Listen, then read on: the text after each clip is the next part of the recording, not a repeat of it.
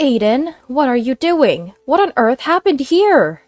I found my grandson looking cold, wrapped in a blanket and cowering in the corner of the garage, and I rushed over to him in a panic. Grandma, it's okay. It happens all the time. Don't worry about it. That's right. It's his punishment for always causing trouble. What? I reacted with a frown to the statement made by my daughter-in-law, who had quietly stood behind me. After that, being trapped in the garage, I encouraged my grandson and decided to take action. Let's escape, Aiden. Huh? I will protect you no matter what. I'll rescue you from here, so just wait. I said this and took my mobile phone out of my pocket and called someone. My name is Mary. I've reached the age of 70 and run a candy store with my sister, Dorothy. After my husband passed away and I was left alone, I seemed to be standing on the brink of despair for a while. My sister, who couldn't bear to see me like that, invited me to join her. This shop belongs to my sister and her late husband, and I'm here to help, so to speak. My sister's husband died quite some time ago as well. This shop, a memento of her husband, is something she's determined to protect, and I want to support her in that. So I decided to work as a helper. Mary, what are we going to do for the New Year's celebration? My sister has always doted on me. She acted as a parent in place of our busy parent. To me, my sister was indeed like a mother. I guess we'll probably go to Oliver's place again this year, huh? I've promised to show up, and I've told Aiden as well. Oliver is my son. He has a child with his wife, Emma, and that's my grandson, Aiden. By the way, how old is Aiden now? I think he's 20 years old. Is he still staying at home all the time? At my sister's words, I let my expression darken. My grandson Aiden apparently started shutting himself at home after attending college for a while. It seems he was bullied, and he even dropped out of college this year. Currently, he's unemployed and doesn't step out of the house at all. It seems so. Really? Aiden used to be such a social and cheerful child.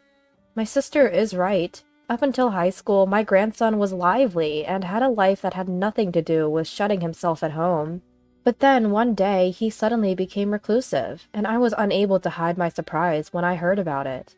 Then you should take this to him. As I recalled the situation and looked gloomy, my sister handed me some sweets.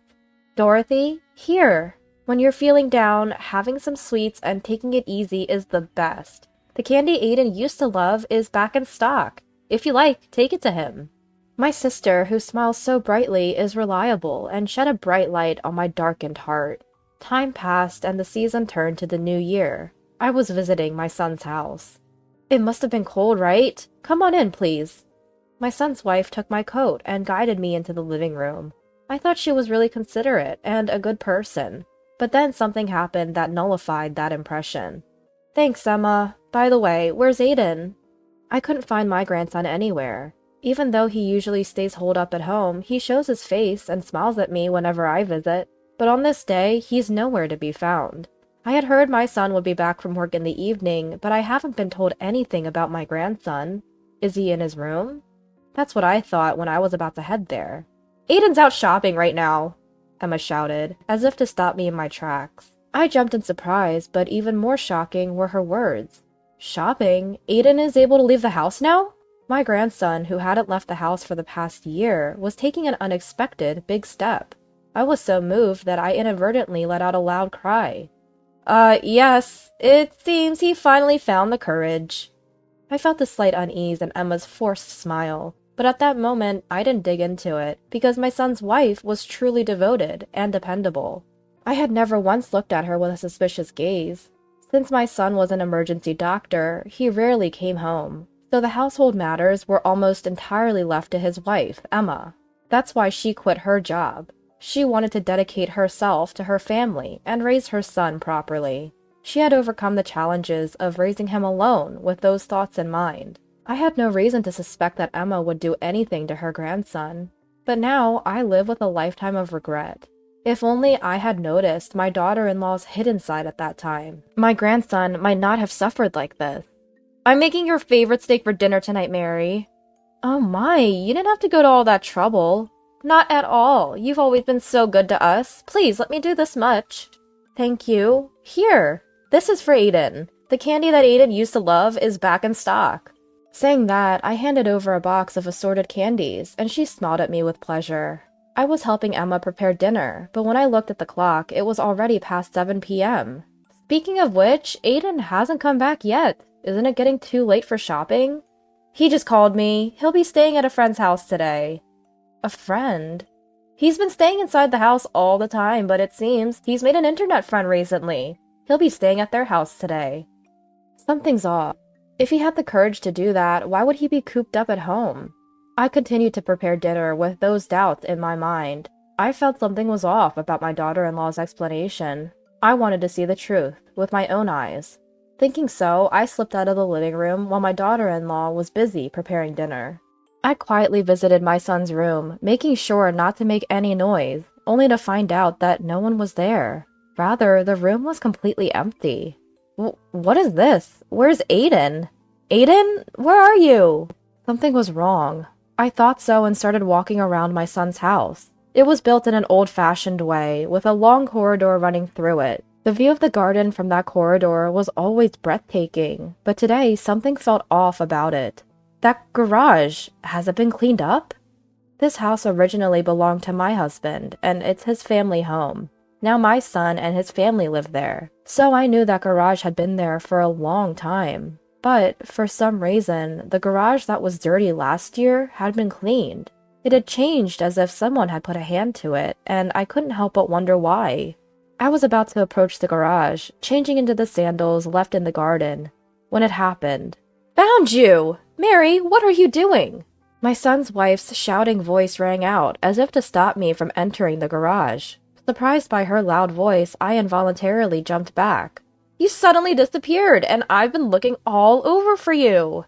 "Emma, I'm sorry. I thought I'd take a look at the garden, as it's been a while." "Oh, come on. Please let me know next time. This house is so big, it's hard to notice if anything happens." Her laugh was somehow frightening, and I took a step back, forcing a smile. "Aiden came home when he heard you were here, Grandma. He's in the kitchen now. Shall we go back?" Came home. That one sentence filled me with unease again.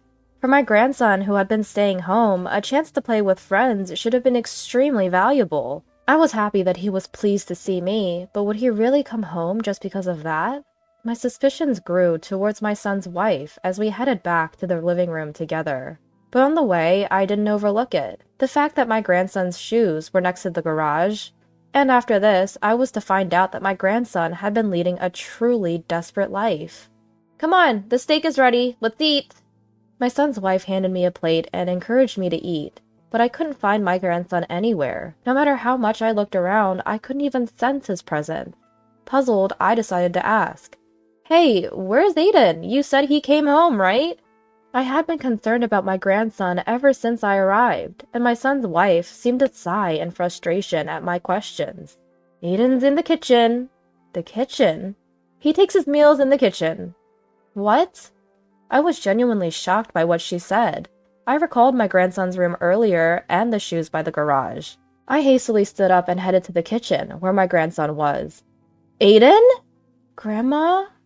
There he was, standing and eating a hamburger. I noticed the hamburger he was eating, but what surprised me even more was my grandson's drastically changed appearance. He used to love sports, and he had a good physique. But my grandson standing there had lost all his flesh, so emaciated that his collarbone and other bones were sharply protruding. His gaunt and unhealthy appearance made me let out a cry that was almost a scream. "Aiden, what happened to you? Your body." "Grandma, please help." "What are you doing, Aiden?" The moment my grandson tried to say something, my son's wife appeared, cutting him off. My grandson, whose face looked like he might burst into tears at any moment, now stared at his mother in fear. "Mary, we have this delicious meat. Let's eat it quickly, shall we? Just ignore Aiden." Saying that, my son's wife tried to coax me away from the kitchen. I refused and stood in front of her as if shielding my grandson. "Emma, what is going on here?" "What do you mean?" My son's wife stared at me with a feigned, innocent look, trying to play dumb. Her insincere behavior irritated me and fueled my anger. "Don't play dumb, please. Why is Aiden eating in the kitchen all by himself? And just a hamburger, at that?" Oh, this is his punishment. I involuntarily shuddered at her, as she said it with a smirk, as if it were a trivial matter. She continued speaking, laughing with a troubled look, and lowering her eyebrows while looking at my grandson, who was hiding behind me. Today, I asked him to clean the bathroom, but he didn't do it properly. It's part of his discipline. Is there a problem with that? I felt a terror at my son's wife's stance on discipline. Just because he failed to clean once, he has to endure this? It's too strange. She must be insane. That's exactly what I felt. I wonder if my son knows how terrifying her ideas are. The moment I opened my mouth to question her, my grandson interrupted me. I'm sorry, I'm okay, really. Grandma, can you please go eat with Mom and enjoy your meal? Please? He pleaded in a soft voice, and my grandson grabbed the back of my clothes. I could feel his hand trembling through my back, and I chose to swallow the words I was about to say. Grandma, it's normal for me to eat here, so please don't worry about it, really. Normal? What do you mean by normal? Come on, Aiden says so. Let's go over there, shall we, Mary? Saying so, my son's wife forcibly took me to the living room. If I stir things up any further, my grandson might be harmed. If that's why he intervened earlier to prevent that. I sensed a crisis for my grandson and pondered desperately for a solution. Come on, let's cheer up and eat. Today we have premium beef steak, she said, cheerfully chewing on the delicious-looking meat. But I couldn't eat at all, and I excused myself by saying I had a light dinner before coming here. After finishing the meal, I was planning to stay overnight and was guided to the bathroom. Taking the opportunity, I walked around the house again, looking for my grandson. I have to save Aiden. From the situation since I came to this house and my grandson's condition, I sensed that my son's wife was doing something terrible to him. But how to save him? I was thinking of taking my grandson and going to my sister's place, but I couldn't find him anywhere. He was not in the rooms, bathroom. Where had he disappeared to? Could it be that he's been locked in my son's wife's room? Just then, I spotted the garage in the yard. My grandson's shoes were lying there. Could it be? I quickly changed into the yard sandals and rushed to the garage entrance. Who? The garage entrance was not locked, and I was able to enter smoothly. There, I found my grandson, trying to fall asleep. Aiden? What are you doing here? What on earth happened? I rushed to my grandson, who was huddled in the corner of the garage, looking cold and frightened, wrapped in a blanket. My grandson looked up at me trembling, as if frightened by my approach. Grandma, it's okay. It happens all the time. Please don't worry about it. That's right. It's his punishment for always being a nuisance. What? Emma was suddenly standing at the entrance to the garage, smiling as she looked at my grandson and me. Mom! Mary, you really do love meddling, don't you? Even though Aiden was trying to protect you. Emma, you've been cruel to Aiden after all. Cruel? What are you talking about? I'm just teaching Aiden the same way I was raised. If you do something wrong, it's natural to be punished, right? Neglect.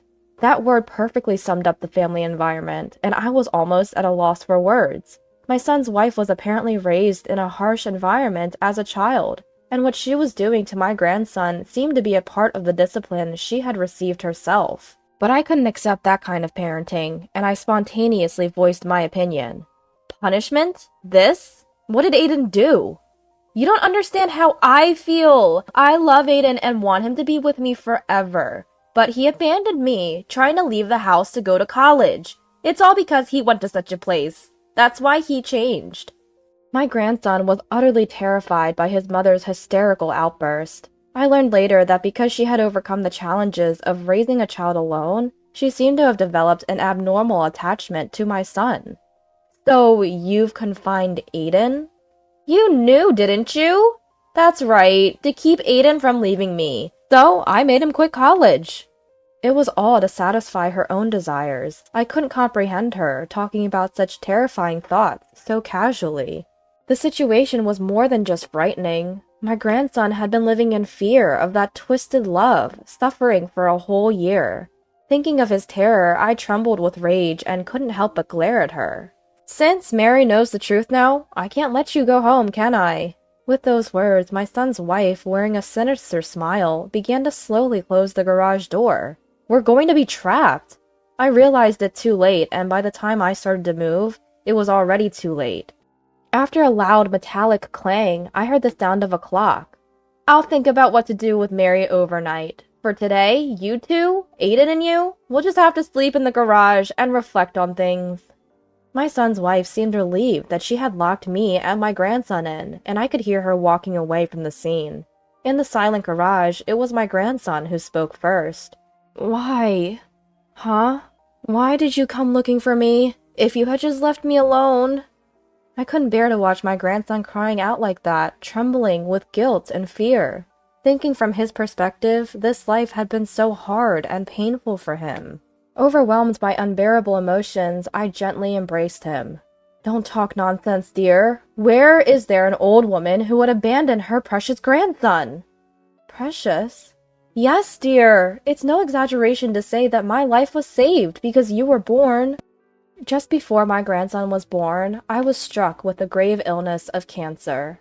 My body had dramatically withered away, and the disease had spread to various places. It was severe. Honestly, I thought it might be the end of my life. I was in such a state that I had prepared myself for it. During that time, Emma was in a dangerous situation during childbirth for both mother and child. It was such a difficult delivery that they were issuing warnings. But my grandson was born. At the time of his birth, I expressed profound gratitude to my son's wife, and although I had been ready for the end of my life, my grandson gave me the courage and hope to live. So you see, I decided that I must protect you. It's because of your resilience which saved my life that I have been able to live this long. My grandson listened quietly to my gentle words, and then perhaps overwhelmed by a wave of both pain and joy, he began to cry quietly, embracing me in return. I really want to run away. I want to leave here and go somewhere Mom isn't. I'm scared of Mom.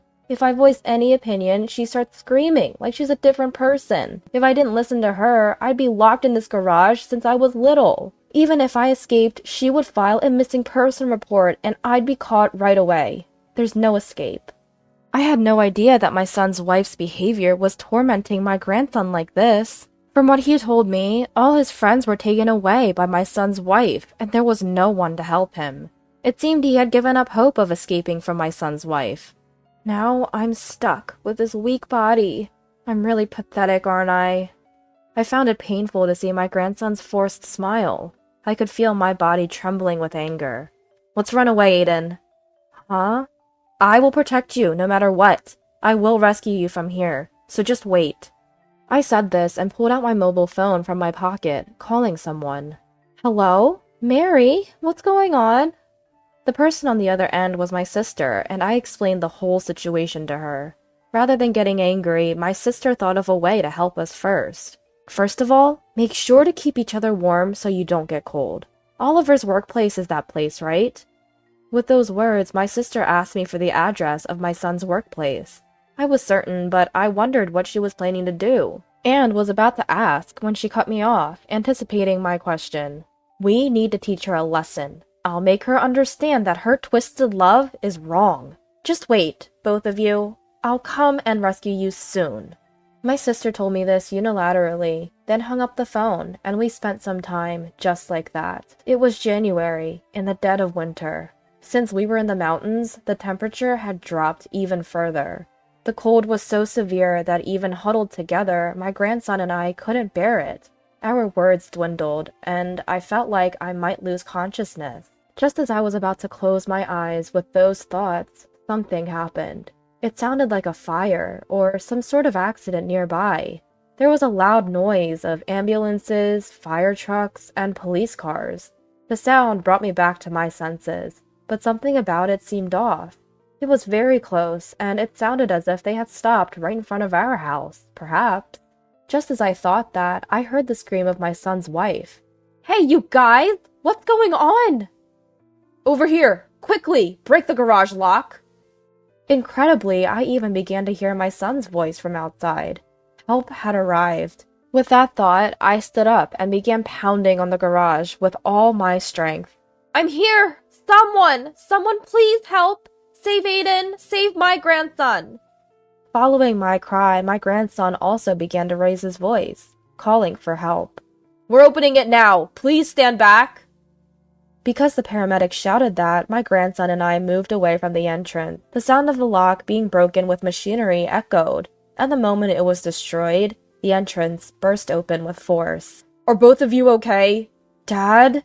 My son, his face a mix of panic and anxiety, appeared and hugged his son as if he were jumping on him.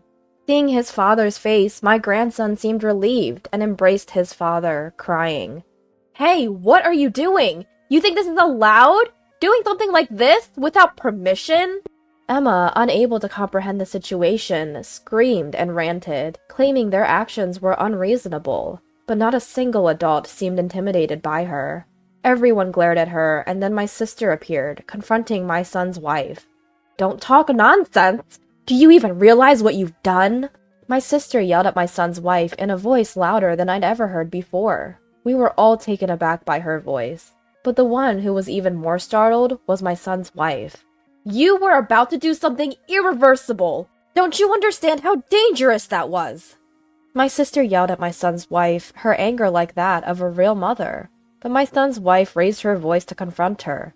In the first place, if Mary hadn't meddled, none of this would have happened. It's not my fault. It's all Mary's fault.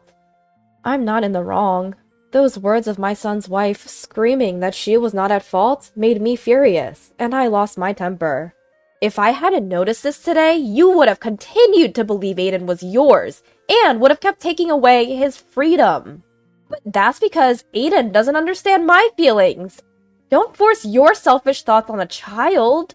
I rebuked my son's wife, who was still trying to resist, scolding her so sharply that I left no room for rebuttal. You unilaterally demand love in return, and don't even try to listen to the child's opinions. You have no right to call yourself a parent. What did you say? Interrupting Emma's attempt to argue, a police officer stepped in front of her. Emma, you are being detained on suspicion of kidnapping. What? Hey, wait a minute. Hold on. If you resist, the charges will become more serious. At the police officer's words, a breathless Emma quieted down and was then taken away. Afterward, my grandson and I went to the hospital for an examination. He had been locked in a freezing garage. There were no visible abnormalities. He underwent a thorough examination, but nothing unusual was found. However, he was hospitalized to monitor his condition for the day. Dorothy, thank you for coming to help. You should thank Oliver. Thanks to him quickly arranging everything, we were able to rescue him. I'm really sorry. It's my fault for not looking after the house properly. Oliver, that's not true. You were working hard to protect our home. But maybe this happened because I left everything to Emma, using work as an excuse. I'm also to blame. I spoke gently to my son, who felt responsible. Then, from now on, you must protect Aiden. Surely Emma will come to take Aiden back.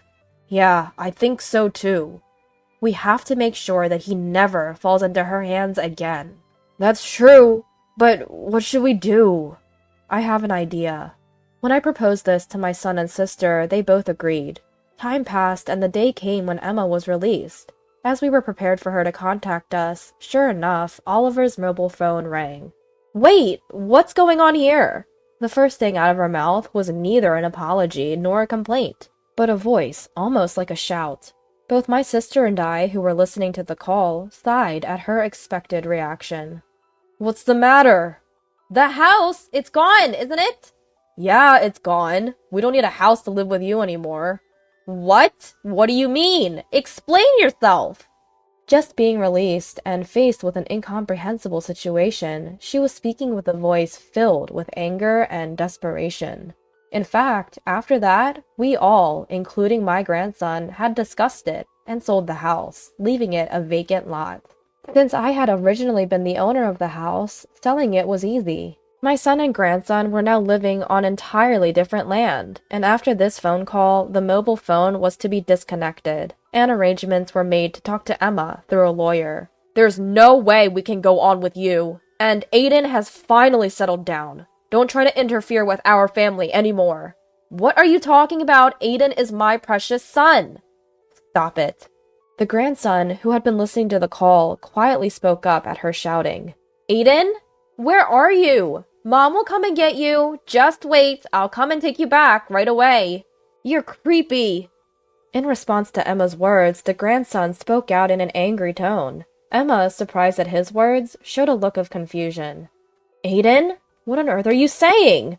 I've put up with it for so long. I'm finally living freely with Dad and the others, so don't get in our way. I never want to see your face again. The grandson, who had said that, was excited, catching his breath with his shoulders. I placed my hand on his shoulder and gently soothed him by patting it several times. We are getting a divorce. Don't ever show yourself in front of us again. My son, who had said this, hung up the phone unilaterally and immediately set his phone to reject calls from Emma's number. We also made sure that no contact could reach the grandson's mobile phone, leaving the rest to the lawyer. After that, the divorce from Emma was successfully finalized. Thanks to a restraining order, the grandson is enjoying peaceful days. Emma is said to be attending therapy, unable to let go of her love for her son. She's not working and lives on benefits from the government, or so I heard through the grapevine. Since then, my grandson has stopped shutting himself in the house and is now studying hard with the ambition to attend medical school. I want to become someone who can help others too. Inspired by the father and rescue team that saved him, he's been saying this and striving every day. My sister and I still run the candy store, playing with little children every day. For our grandchildren who have regained a peaceful life, and for the children yet to be born who we hope to welcome into our lives, we cannot give up on living just yet.